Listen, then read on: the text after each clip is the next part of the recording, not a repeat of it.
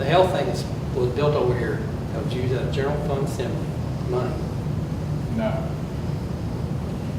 It came from somewhere, Steve. I'll tell you. It came from somewhere. That money should have been spent somewhere else. Zane Houff of Weir's Cave recently addressed Virginia Delegate Steve Landis during a town hall meeting. The meeting was held at Blue Ridge Community College. Houff's son is mentally challenged. He says Virginia is at the bottom of the list when it comes to caring for the mentally ill. And that's a shame. We need to do better. And it starts at K through 12, just like all these wonderful folks been talking about. I want to use you a prime example of the campus we're sitting on right now. The health thing was built over here. That was used out of general fund assembly money. No. It came from somewhere, Steve. I'll tell you. It came from somewhere. That money should have been spent somewhere else. You know, you can say no all you want, but even every college on this state that's state funded is like a country club. You don't care about the high school, look at generic. There's not a state college here that doesn't look like a country club. The funding is not being spent where it needs to be.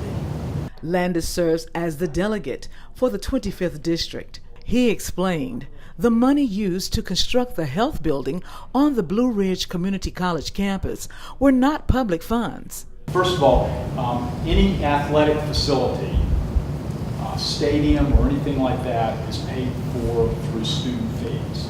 So you're right, somebody's paying for it. Well, those student fees shouldn't go to stuff like that.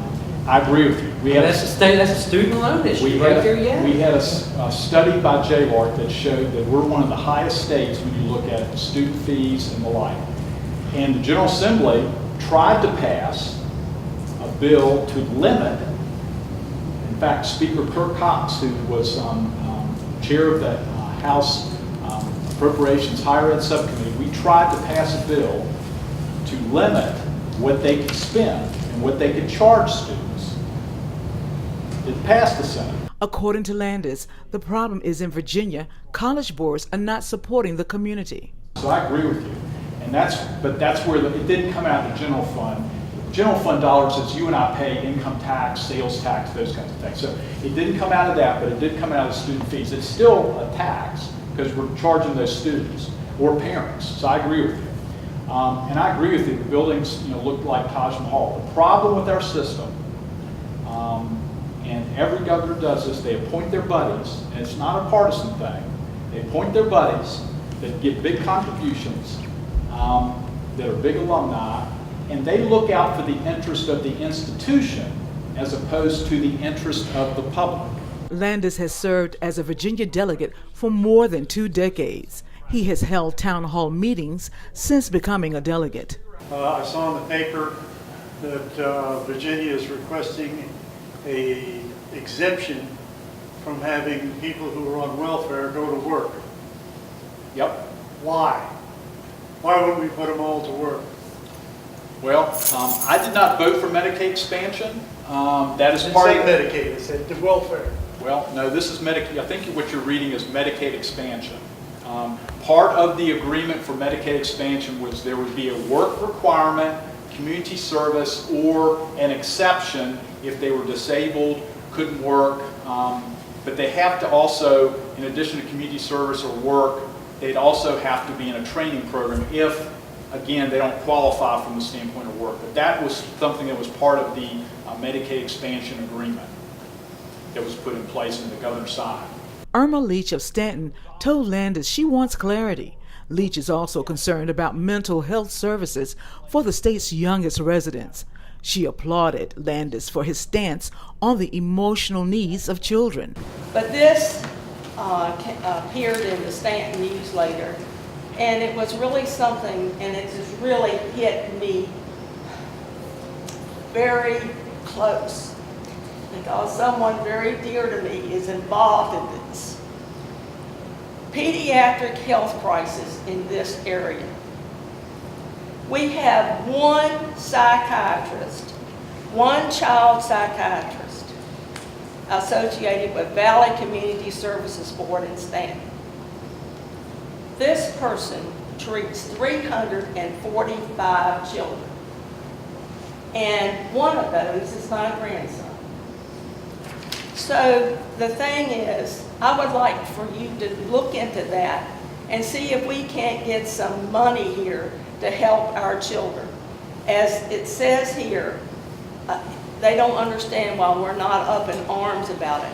I guess we're not up in arms about it because I didn't know about it. Landis responded by explaining the formula the state used to determine how funds are earmarked. The SOQs is the formula we use on saying this is how we're going to fund these positions within the schools that we expect that children need from the standpoint of their educational experience.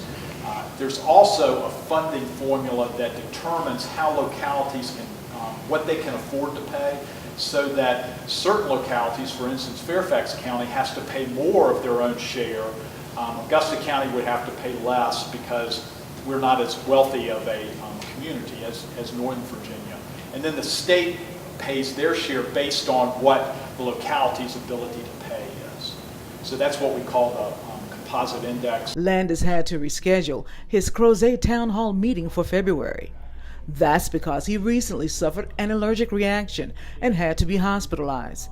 I questioned him about the mounting concern surrounding education. Education in Virginia has always been important. We try to make it a priority. The difficulty that we have at the state level is we've got education, we've got higher education, K through 12, we've got mental health issues, behavioral health issues that we have to deal with, we've got health care in general that the state's responsible for, we've got public safety, we've got transportation. So all those things are important when you talk to citizens. But K through 12 and higher education has always been, I think, the top priority, along with health care. And those two things are getting the most funding. If you look at the state budget, 75% of what we spend and the taxpayers' dollars is K through 12, higher education, and Medicaid. Landis told me why he recently did not back legislation to give Dominion Energy more power. The bill was to basically allow Dominion some flexibility from the standpoint of how they're adjusting their rates. It took authority away from the State Corporation Commission, which is supposed to have the authority to help set rates, to look out for the consumer or the ratepayer. I did not support it because it diminished that power and authority. And the State Corporation Commission was put in place. We elect 3 judges that oversee that commission to basically look out for the ratepayer. And we took away their authority to do that. And rather than have them take on that responsibility, the General Assembly stepped in and said, we're going to do it this way. In Weir's Cave, Elaine Rackley for Breaking Through News.